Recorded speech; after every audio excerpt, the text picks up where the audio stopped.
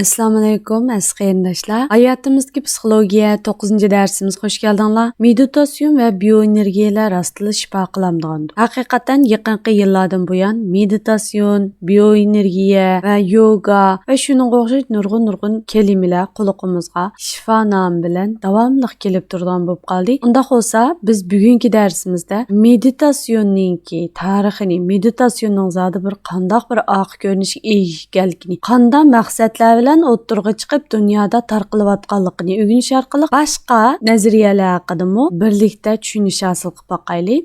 Meditasyonning tarixiga kelsak, meditasyon Hindistonda borliqqa kelgan, ya'ni hammalar bilganiga o'xshash buddizmningki bir ibodat shakli aslida meditasyon va tarixi milodidan burungi 5000-yilga qadar so'zilgan. Garchi bu orliqlarda nurg'un taraqqiyotlarni boshdan kechirgan va yoki dunyoga har xil shaklda tarqalishni maqsad qilgan va yoki aradan nurg'un shaxslarningki nomi o'tib dunyoga ancha-muncha tarqalgan bo'lsa-mu, ammo mush Maharishi Mahesh Yogi'ningki tarafidan dunyoga keng tarqatilgan. Bu odam meditasyonni butun dunyoga tarqatishda ulgulik rol o'ynagan va haqiqatan meditasyon mush odamningki ta'sirida butun dunyoga keng shaklda tarqalgan.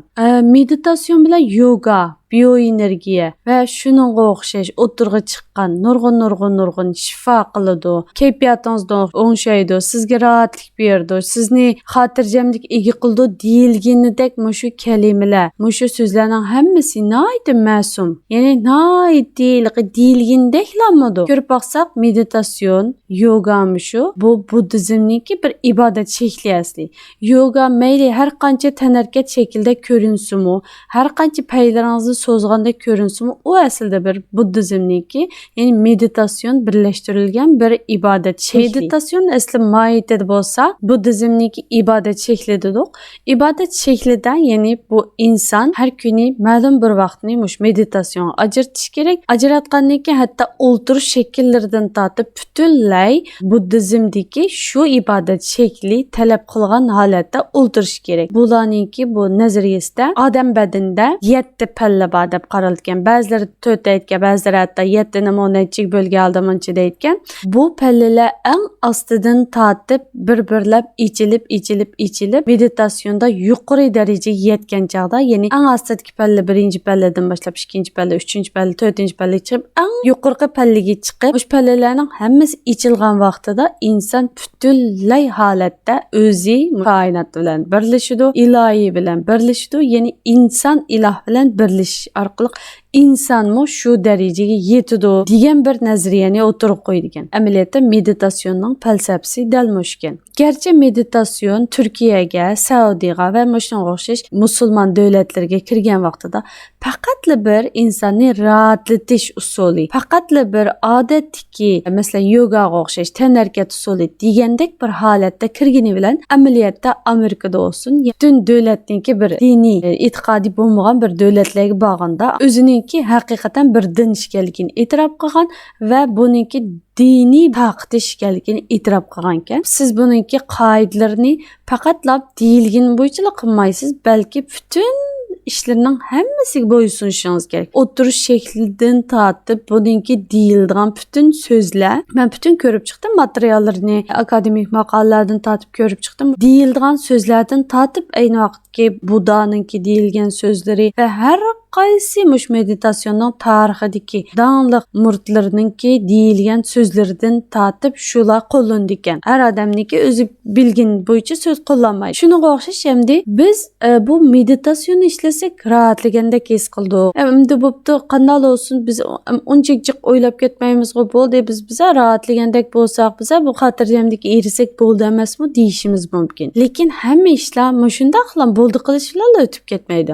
Hamma ishlar bu narsaninki yuzaki qismini, tashqi qiyofatini ko'rish bilan o'tib ketmaydi. Amaliyotda u insonning psixikasiga cho'nqir ta'sir qilish orqali uningki turmushiga ta'sir qildi, hattoki bir butun millatningki jangovarligiga ta'sir qildi. Uyg'urlarning tarixida buddizmning keltirgan ziyni oz emas. Qandoq degan chog'da Uyg'urlar aslida başdaki tarixida Kök Tangri e'tiqodi bilan tonilgan. Ya'ni bu yerki Kök Tangri deganimiz yandan bir Tangri e'tiqodi. Nimali bo'lmasin, ko'p Tangri e'tiqodi emas, balki bir Tangri e'tiqodi, faqatlam birlam Tangrini qabul qilish, faqatlam butun dunyoni boshqaruvchining, butun dunyoni yaratquchining faqatlam bir ekanligini e'tirof qilish va shuningga bo'ysunish degandek mushundaq qulchilik nazariyasi bilan yashab kelgan va shu ko'k Tangri e'tiqodida, ya'ni faqat bir yaratquchini e'tirof qilish shu e'tiqodda turgan vaqtida nimali bo'lmasin, bu hamda islomga eng yaqin bir e'tiqod shaklida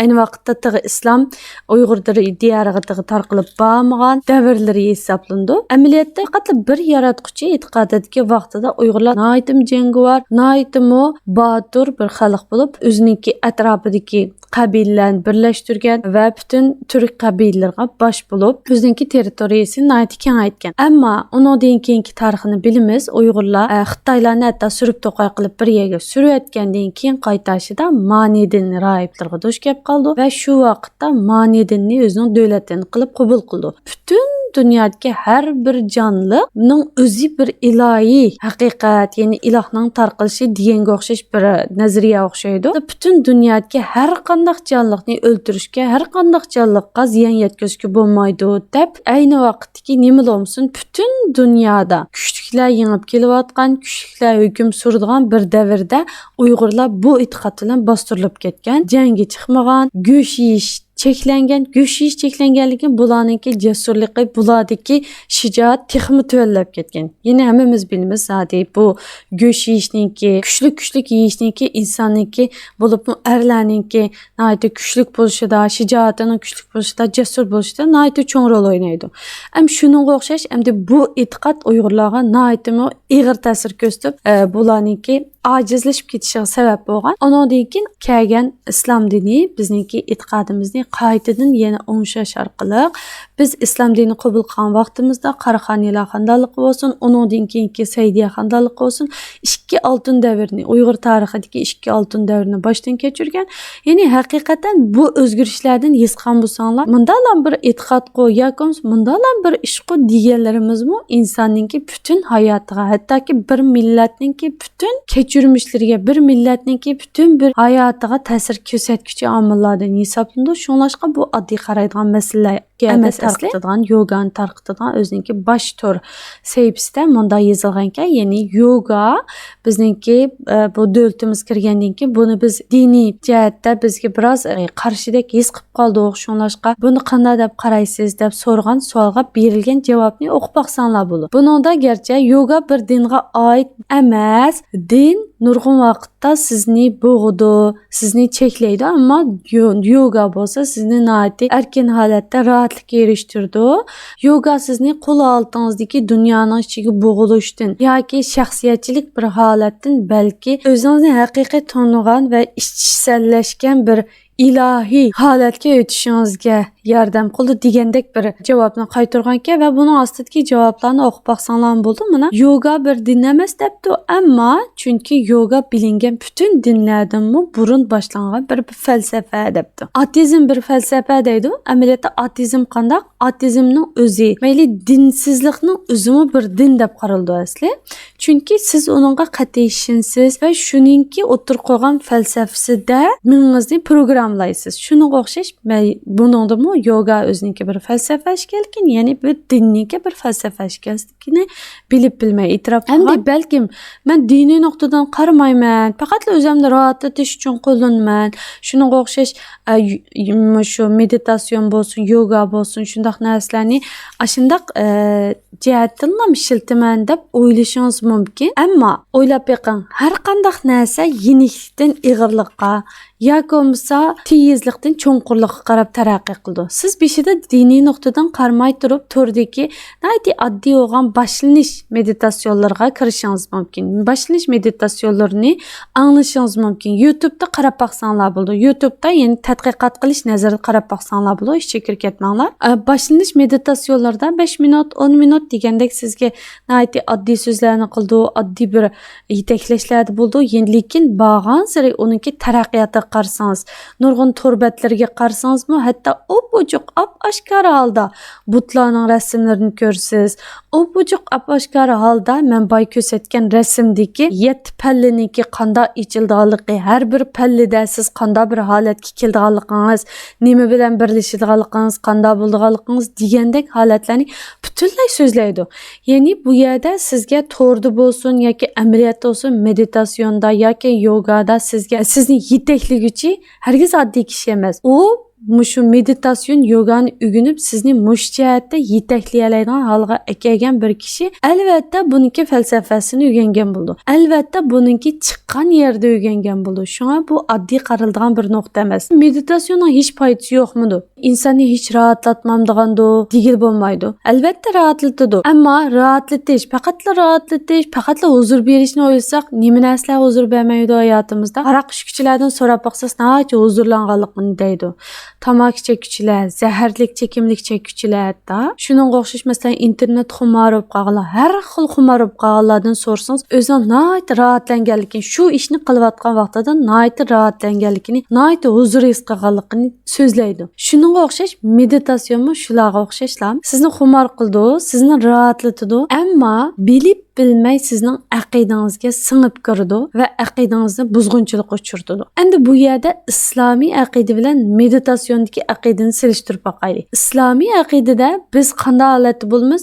Allohga butunlay qulchilik holatida bo'lamiz. Islom dinimizdagi ibodatlarimizda amaliyotda bizni rahatlatadigan nurg'unlagan ibodatlar bor. Zikr qilishni o'zi, masalan, attigan oqshom zikrlar bizni nurg'un ishlardan qo'g'daydiganlik to'g'risida hadislar kelgan. Ya'ni ko'z tegishdan, hasaddan va nurg'un ishlardan qo'g'daydi. Shunlashgan bir musulmonning attigini qo'pqandan keyin namoz bomdod o'qish, namoz bomdoddan keyin kun chiqquncha atganlik zikrlarni o'qish bilan o'ssa, undan keyin kechda sham namozdan burun asr namozi bilan sham namozdan oraliqda degandek vaqtlarda oqshom zikrlarini qilish bilan bir musulmonning bir kuni mushishki zikrda bo'lsa, aslida bir rahatlanish bir holatiga yetib bo'ldi. Chunki nimishqa bu yerda biz nurg'un foydalarni olamiz. Ya'ni bir jamda shikamiz ne chushbaqdekni so'qimiz. Ham rahatlaymiz, ham Allohga qulchilik qilganligimiz uchun o'zimizda bir xushallik his qilamiz. Men ibodatlarimni vaqtida qildim, o'rinlay oldim, Allohga qulchilik qila oldim deb. Yana birisiga haqiqiy o'zimizning faqat Allohning qo'lishganligini his qilganligimiz uchun boshqa odamlarga nisbatan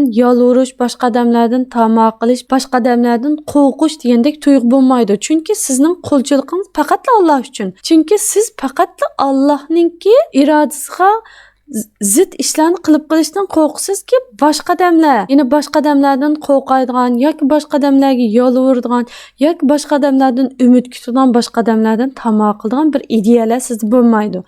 Ammo meditasyon sizni qanday yetaklaydi deganda, sen bütün ishingga cho'kkin ve bütün o'zingni rahatlatgin, bütün o'zingni o'ylagin, sen o'zing mushu dunyodagi eng yaxshi bir holat, sen har bir jonliq eng yaxshi bir kishidir. Ya'ni inson o'ziga markazlashadi o chaqda, deyilginninki o'zining deyilginning aksicha bekerak o'zi shaxsiyatchi bir holga o'tdi. Ya'ni Allohga bo'lgan islomdagi ibodatdagi islomiy aqidamizdagi Allohga bo'lgan qulchilikning aksicha bu yerda meditasyonda inson hisobda o'zini bir ilohlashtirish darajasiga bordi. Eng oxirgi kelgan chaqda o'zini ilohlashtirish. Chunki to'xtamasdan o'ylab boqgan, to'xtamasdan sen bek kuchlik, sen bek iqtidorli, hamma ishni sen qila olaysan. Hattoki shunda meditasyonlarmi borkanki, sen kimni yaxshi ko'rsang shu oldinga keldi.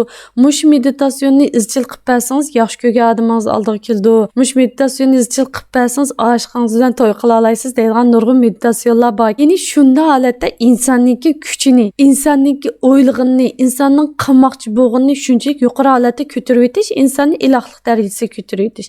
Haqiqatan demismi, ana 7 pallaniki eng yuqorisiga chiqqan chaqda inson iloh bilan birlashadi deydi. Bu mumkinmi? Ya'ni biz Allohdan tuvan o'rinda, shunchalik bek tuvan o'rinda turamizki, Alloh yaratgan shu olam bo'shlig'idan pastga qarab boqadigan bo'lsak, ya'ni butun olam boşluğunun içinde samanyolu sistemisi görünmegidek bir derecede. Samanyolu sistemisi içinde yer şarı. Yer şarının içindeki biz bir kiçikkine bir adam. Yani biz bütün bir özümüzni bir alem boşluğu tuturup özümüzün yer şaridagi halatiga qarab baksak biz görünmeymiz. Şunchalik bir derecede bir yo'q bir narsa hisoblanamiz ki Allohga qo'lchilik qilgan vaqtimizda Allah bizni dunyoda aziz qildi degandek manda bir e'tiqod bo'lishimiz kerak.